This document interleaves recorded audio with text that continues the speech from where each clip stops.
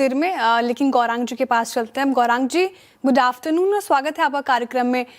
Market जिस तरीके से है, आपका फंडामेंटल आइडिया क्या होगा, इन्वेस्टमेंट आइडिया? धन्यवाद श्रेया जी, मंच पर आमंत्रित करने के लिए। सीएनबीसी आवाज के सभी दर्शकों को और आप सभी को सादर प्रणाम और शुभ दिन हमारे तरफ से। एक छोटा डिस्क्लेमर देना अनिवार्य होगा। जो निवेश लायक रणनीति आज दोपहर इस कार्यक्रम में रखेंगे, बुनियादी तर्क के आधार पर ये लंबी अवधि के लिए है, हमारी फंडामेंटल रिसर्च टीम की तरफ से। इसमें हमारी कंपनी जियोजित अथवा मेरा किसी भी प्रकार का व्यक्तिगत निवेश नहीं है, ना ही किसी प्रकार का वित्तीय लाभ मिलता है, ना ही किसी प्रकार का हितों का टकराव।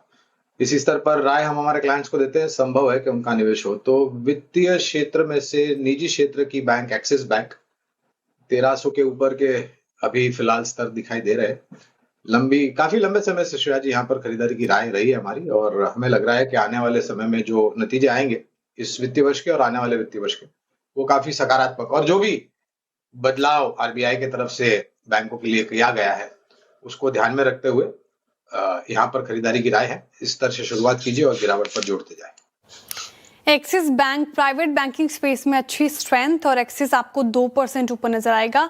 ऑलमोस्ट डेज हाई से थोड़ा फिसला, लेकिन शानदार तेजी के साथ कामकाज कर रहा है। लंबी अवधि की नजरिए से गौरांग जी की पसंद हो गई।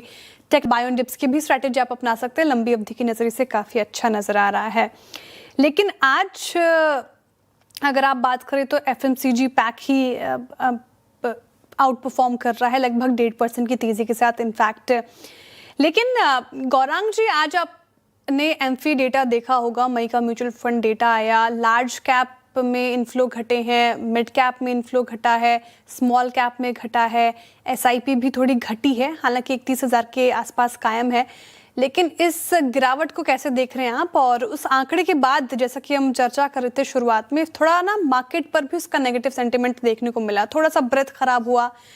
तो क्या ये एक नॉर्मल ह्यूमन बिहेवियर कहेंगे, इन्वेस्टर बिहेवियर कहेंगे कि जिस तरीके से मार्केट ने पिछले 2 साल से कोई रिटर्न दिया नहीं है?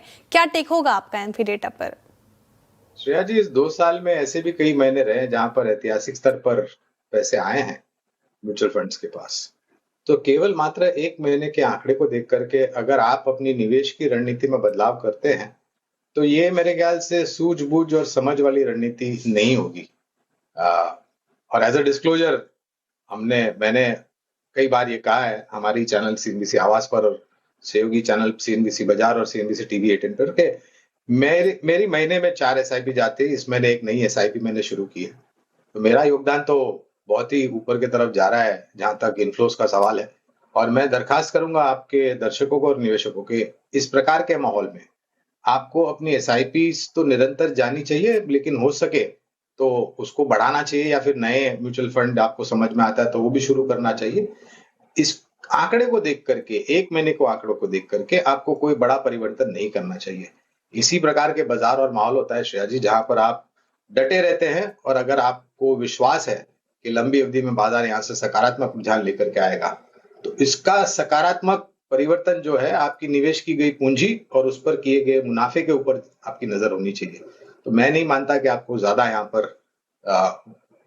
ज्यादा वेटेज देना चाहिए इस आंकड़ों को, या ज्यादा अहमियत देनी चाहिए। गौरांग जी कह रहे हैं बड़े बड़े शहरों में छोटी छोटी बात पे ध्यान नहीं देना चाहिए।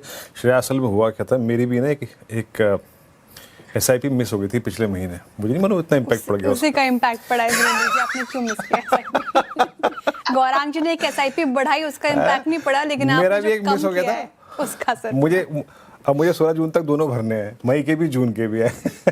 खैर, ऑन द लाइटर नोट ये बात कर रहा था मैं, बट ठीक है। बट गौरांग, एक बात बताइएगा, जो आपके गोल्ड और सिल्वर के एसआईपीज हैं उन पे क्या करना चाहिए? आई मीन एक वाकई एक ऐसा दौर जब इन्फ्लेशन बढ़ना, दूसरा बात, गोल्ड एक यील्ड देने वाला एसेट नहीं है ना इन प्रिंसिपल।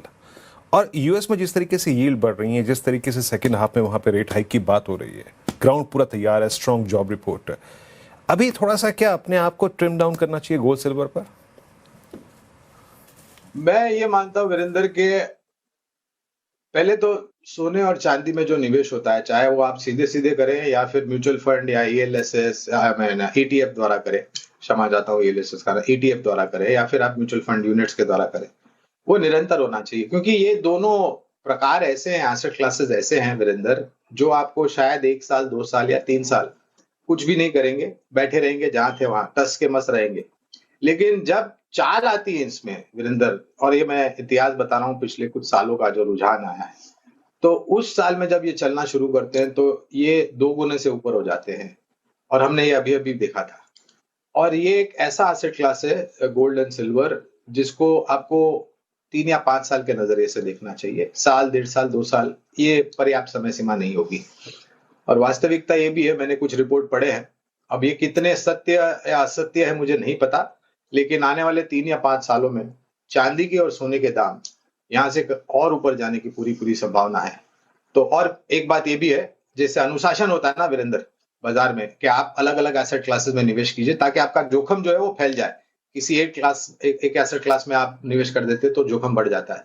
तो मैंने हर बार हमारी जो निवेशकों को जागरूक करने का अभियान हम चलाते हैं, उसमें मैं हर बार कहता हूं कि अगर आपके पास 100 रुपया है तो 100 में से 15 या 20 रुपया गोल्ड रिलेटेड या सिल्वर रिलेटेड एसेट क्लासेस में आप निवेश बिल्कुल करिए। ये बात हो गई म्यूचुअल फंड के आंकड़े मई के, और साथ ही सिल्वर और गोल्ड ईटीएफ्स में आपको करना क्या है। लेकिन आज का हीरोइंस ने अपनी जो बढ़त है ऊपरी स्तरों से गवाई है।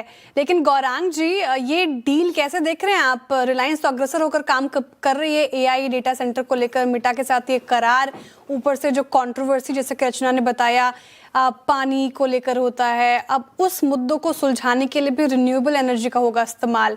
कितना पॉजिटिव देख रहे हैं आप इसको, और क्या टेक आपका?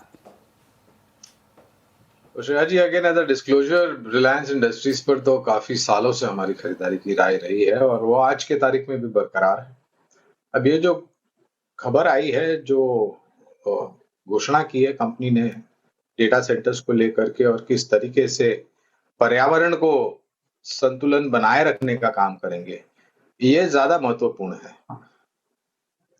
और ये सब जो भी अब आगे जाकर के काम होगा जमीनी स्तर पर, वो उसको थोड़ा समय लगेगा कामकाज को जमीनी स्तर पर शुरू करने के लिए, और फिर उस नए कामकाज को बैलेंस शीट पे आय और मुनाफे में योगदान देने के लिए। और पहले भी मेरे ख्याल से माननीय चेयरमैन साहब ने अपने एजीएम में टिप्पणियां करी थी नए युग के कारोबार को लेकर के, और किन किन जगहों पर ये अपनी मौजूदगी स्थापित करना चाहते हैं।